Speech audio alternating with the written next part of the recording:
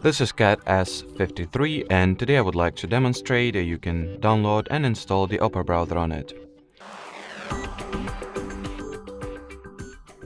So to start, make sure that your smartphone is connected to Wi-Fi, then launch the Play Store app, sign into your Google account if you haven't already, then at the search bar type in Opera.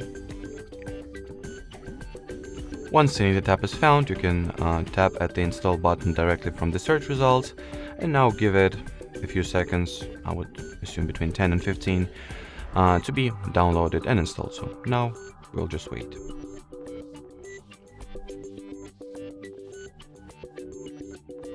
And from what I can see, it seems like there are some other apps, or actually, never mind. So once the app was successfully downloaded and installed, you can go ahead and launch it. In here, you gotta undergo a very simple setup procedure. The first time you open Opera, tap at the continue button first, then decide whether you're ready to set Opera as your default browser right off the bat, or you can skip this step.